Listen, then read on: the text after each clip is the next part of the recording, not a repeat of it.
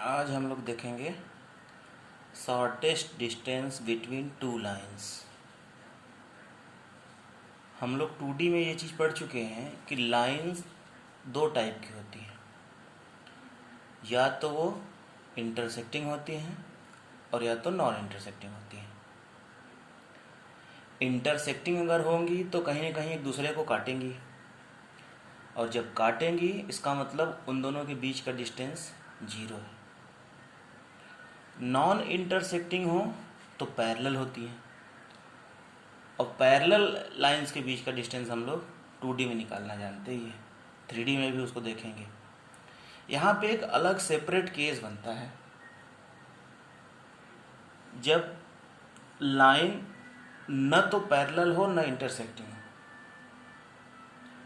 ऐसी लाइंस को बोलते हैं स्क्यू लाइंस। तो यहाँ पे हम लोग दो तरीके से शॉर्टेस्ट डिस्टेंस निकालेंगे। आज हम लोग देखेंगे शॉर्टेस्ट डिस्टेंस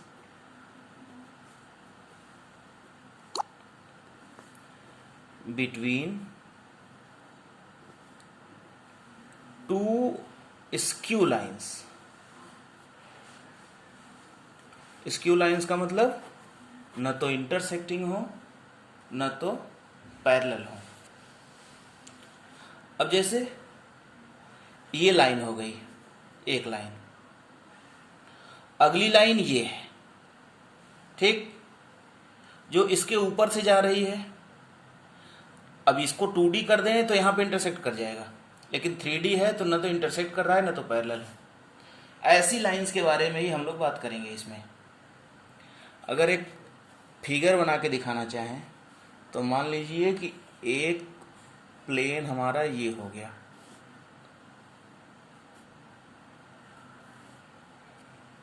और अगला प्लेन अलग एंगल पर ये हो गया। यहाँ पर लाइन L1 ले लिए और ये लाइन L2 हो गई। हम लोग लाइन का जब इक्वेशन डिराइव कर रहे थे तो दो कंडीशन थी कि दोनों में से कोई एक हो जाए तो हम लाइन का इक्वेशन डिफाइन कर लेते हैं। पहली कंडीशन ये थी कि या तो लाइन गिवन पॉइंट से पास कर रहा हो और गिवन वेक्टर के पैरेलल हो। दूसरी कंडीशन ये थी कि लाइन 2 पॉइंट से पास कर रहा हो। यहाँ पर 2 पॉइंट का कॉन्सेप्ट तो नहीं आ पाएगा, इसलिए हम लोग ये मानते हैं कि एक पॉइंट ए से पास कर रहा है और वेक्टर B1 के पैरेलल है। ये वेक्टर B1 हो गया, ठीक है। इसी तरह से दूसरे लाइन को हम ये मान लिए कि B से पास कर रहा है और ये वेक्टर B2 के पैरेलल है।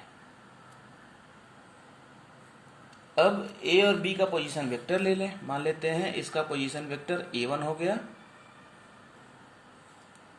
और B का पोजीशन वेक्टर A2 हो गया। अब हमें लाइन का इक्वेशन मिल जाएगा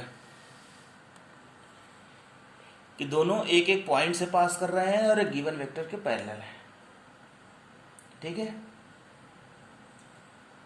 A पॉइंट से पास कर रहा है जिसका पोजीशन वेक्टर A1 है और B1 के पैरेलल है। अगली लाइन B से पास कर रही है जिसका पोजीशन वेक्टर A2 है और B2 के पैरेलल है।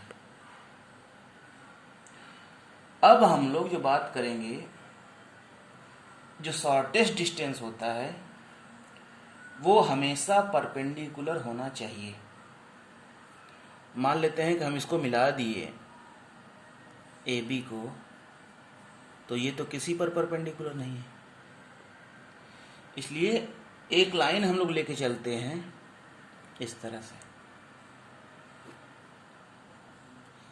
इसको Q ले लिए और ये P हो गया। ऐसे मान के चलें कि ये इस पर भी परपेंडिकुलर है और इस लाइन पर भी परपेंडिकुलर है।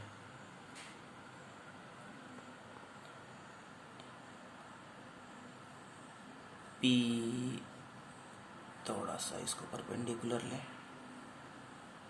P यहाँ पर है, ये नहीं, ठीक है, दोनों पर परपेंडिकुलर है। अब लिख लो थोड़ा सा, let line L1 passing through the point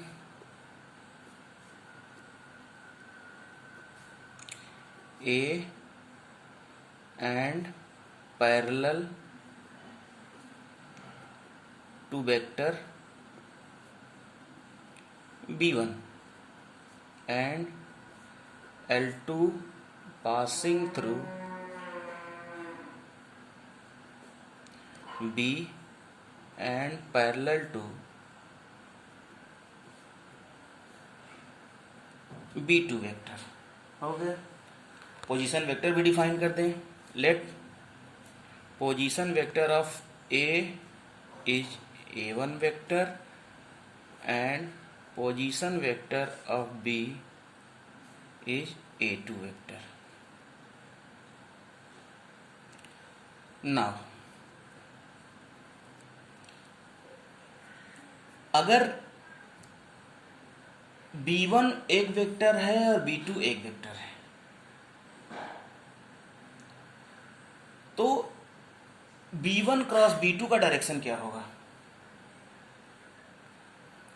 B1 cross B2 का जो डायरेक्शन होगा वो जब हम A क्रॉस B लेते हैं, मान लेते हैं ये वेक्टर A हुआ, ये वेक्टर B हुआ, और A क्रॉस B लेते हैं, तो इसका जो डायरेक्शन होता है वो इन दोनों के परपेंडिकुलर होता है।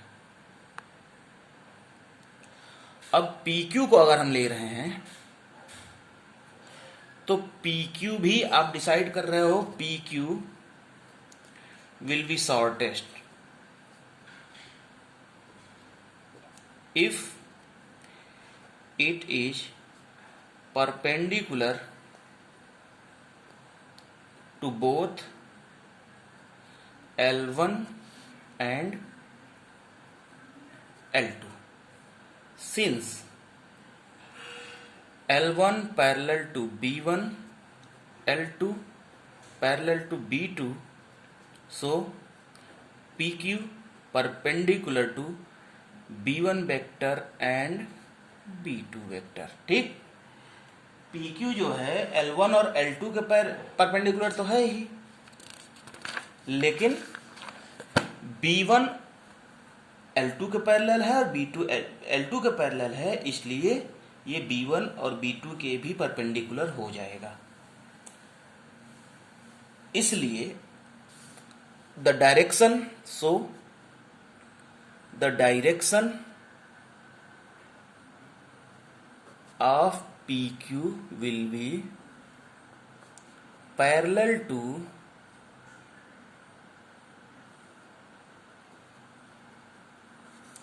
B1 cross B2। ये होगा कि नहीं होगा? क्योंकि B1 और B2 का जो क्रॉस बन रहा है वो इनके परपेंडिकुलर होगा और PQ भी इनके परपेंडिकुलर जा रहा है, इसलिए PQ और B1 क्रॉस B2 एक दूसरे के परपेंडिकुलर हो जाएंगे या पैरेलल हो जाएंगे, सॉरी, एक ही डायरेक्शन में हो जाएंगे, तो पैरेलल हो गए। अब अगर n हमारा यूनिट वेक्टर हो along PQ, if n is unit vector along PQ, then क्योंकि हमारा n भी इसी डायरेक्शन में जा रहा है, जिस डायरेक्शन में PQ जा रहा है उसी डायरेक्शन में n भी जा रहा है, क्योंकि परपेंडिकुलर है, इसलिए जो n यूनिट वेक्टर मिलेगा वो मिलेगा B1 cross B2 upon B1 cross B2 का मॉड। ये होगा या नहीं होगा? किसी भी वेक्टर का यूनिट वेक्टर हम कैसे निकालते हैं? वो वेक्टर अपॉन उसका मॉड। तो B1 क्रॉस B2 का यूनिट वेक्टर जो होगा वो vector B1 cross B2 upon B1 cross B2 का मॉड। अब हम लोग जानते हैं कि चूंकि PQ ही वो लाइन है जो लाइन L1 और L2 दोनों पर परपेंडिकुलर है, इसलिए यही शॉर्टेस्ट है, जबकि AB जो है वो दोनों पे परपेंडिकुलर तो है नहीं, तो जब परपेंडिकुलर नहीं है तो वो इससे बड़ी हो जाएगी, इसलिए PQ जो होगा वो प्रोजेक्शन ऑफ AB होगा ऑन PQ। इसी बात को ध्यान रखिए आप, PQ जो होगा वो प्रोजेक्शन ऑफ AB होगा ऑन PQ। ठीक, और प्रोजेक्शन निकालते कैसे हैं? प्रोजेक्शन निकालते हैं वेक्टर AB और यूनिट वेक्टर। यूनिट वेक्टर की वैल्यू हम लोग निकाल चुके हैं, AB और यूनिट वेक्टर की वैल्यू है B1 cross B2 upon B1 cross B2 का मॉड। अब AB कैसे निकलेगा? AB निकलेगा position vector of B minus position vector of A, और ये बना रहेगा B1 cross B2 vector upon B1 cross B2 का मॉड। ठीक, पोजीशन वेक्टर ऑफ B क्या है? A2, और पोजीशन वेक्टर ऑफ A क्या है? A1। तो A2 माइनस A1, और ये हो गया B1 cross B2 upon mod B1 cross B2। यही हमारा होता है डिस्टेंस फार्मूला,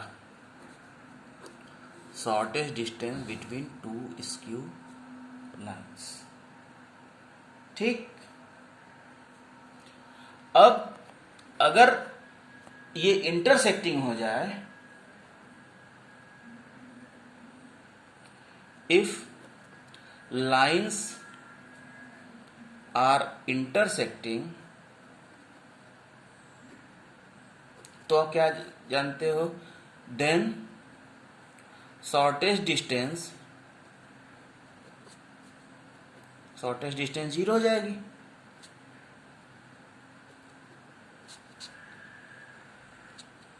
सो बस केवल ऊपर वाला बचेगा,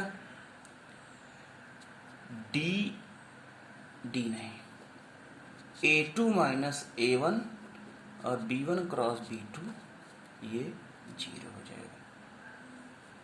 ठीक, अब इसका कार्टेशियन फॉर्म,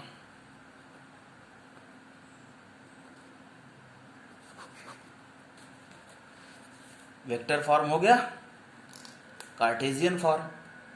सिर्फ प्रोजेक्शन पर ध्यान रखना है और ये देखना है कि डायरेक्शन हमारा क्या चल रहा है, क्योंकि हम जानते हैं किसी भी दो वेक्टर का जब हम क्रॉस प्रोडक्ट लेते हैं तो उसका डायरेक्शन हमेशा उसके परपेंडिकुलर होता है, दोनों के, और शॉर्टेस्ट डिस्टेंस का डायरेक्शन भी परपेंडिकुलर होता है, इसलिए दोनों एक ही में आ जाएंगे। यहाँ से डायरेक्शन डिसाइड हो जाती है जो यूनिट वेक्टर के साथ ली जाएगी। दूसरी चीज है प्रोजेक्शन, शॉर्टेस्ट लेने के लिए हमको प्रोजेक्शन लेना पड़ेगा, उन दोनों को मिला करके हम शॉर्टेस्ट डिस्टेंस निकालते हैं किसी दो स्क्यू लाइंस के बीच में। अब बात आती है कि इसका कार्टेशियन इक्वेशन क्या होगा। तो कार्टेशियन इक्वेशन के लिए हम दो लाइन ले लेते हैं, let x minus x1 upon A1, y minus y1 upon B1, z minus z1 upon C1 and x minus x2 upon A2, y minus y2 upon B2, z minus z2 upon C2। ये दोनों लाइनें हो गई Cartesian form में। ठीक, अब इसका vector क्या होगा? Let its vector for r is equal to A1 plus lambda B1 and r is equal to A2 plus mu B2। ये इसका वेक्टर फॉर्म हुआ। ये हम क्यों ले रहे हैं? इसलिए रहे हैं ताकि ये चीजें डिसाइड हो जाए कि A1 क्या है, A2 क्या है, B1 क्या है, B2 क्या है, क्योंकि हमारे फार्मूले में यही सारी चीजें तो है, A2, A1, B1, B2। जब इनकी वैल्यू पता होगी तब हम इसमें रख देंगे और ये हमारा कार्टेशियन फॉर्म में चेंज हो जाएगा। तो A1 हमको क्या मिला, A1 हम लेंगे x1i plus y1j plus z1k, क्योंकि 2 पॉइंट है और पॉइंट के हिसाब से हम लोग x1 y1 x2 y2 इस तरह से लेते हैं। A2 हो गया x2i y2j z2k। B1 हो गया A1i plus B1j plus C1k। A1 B1 हम लोग पहले से ही लेके चल रहे हैं, इसको बल्कि L1 M1 N1 कर लें, L2 कर लें, M2 कर लें, N2 कर लें, ताकि कंफ्यूजन ना रह जाए। पता लगा A1 B1 B2 बार बार आ रहा है तो आप कंफ्यूज हो जाओगे कौन सा वाला B1 है। तो यहाँ भी L1 M1 N1 के और L2i plus M2j plus N2 के, इस तरीके से ले लिए। देन हमको निकालना क्या है, B1 क्रॉस B2 पहले निकाल लें। B1 cross B2 equals to, कैसे निकलता है क्रॉस प्रोडक्ट, मैट्रिक्स से। आईजे के पहली लाइन, दूसरी लाइन में B1 के कोफिशिएंट्स L1 M1 N1, फिर B2 के कोफिशिएंट L2 M2 N2। यहाँ से जब हम लोग सॉल्व करेंगे तो ये आएगा M1 N2 minus N1 M2 I plus, इसको उल्टा कर दें, सब कुछ प्लस में लेके चलते हैं तो बाहर वाला माइनस अंदर एडजस्ट कर दें, तो बाहर प्लस ले लें, बाहर प्लस ले लेंगे तो ये L2N1 हो जाएगा। L2N1 minus L1N2 J plus के लिए ले लें L1M2 प्लस M2L1 M1L2 के, ठीक। और हमको क्या चाहिए, B1 क्रॉस B2 चाहिए, B1 क्रॉस B2 का मॉड भी चाहिए। ये कितना हो गया, कोफिशिएंट का रूट लेके स्क्वायर कर दें, M1 N2 minus N1 M2 whole square, L2 N1 minus L1 N2 whole square, L1 M2 plus M1 L2 whole square. Mod की वैल्यू मिल गई। अब बचा क्या, A2 minus A1। A2 minus A1 कितना मिल जाएगा, ये तो सीधे सीधे है, तो ये मिल जाएगा हमें x2 minus x1 I, y2 minus y1 j, z2 minus z1 k। ठीक, सारी चीजें हमको मिल गई। बस अब इसमें रखते हैं, डिस्टेंस इक्वल्स टू कितना है, नहीं एक चीज और निकाल दें, A2 minus A1 dot B1 cross B2, ये हो जाएगा x2 minus x1 y2 minus y1 z2 minus z1, ये मैट्रिक्स में मिला। और L1 M1 N1 L2 M2 N2। तो D हमारा क्या था, D था A2 माइनस A1 और B1 cross B2 upon B1 cross B2 का मॉड, इसमें रख दें, इसमें आ गया तो ऊपर यही मैट्रिक्स आ जाएगी, ऊपर आ गई। अब ये मैट्रिक्स, तो मैट्रिक्स का कितना आया, ये हुआ x2 माइनस x1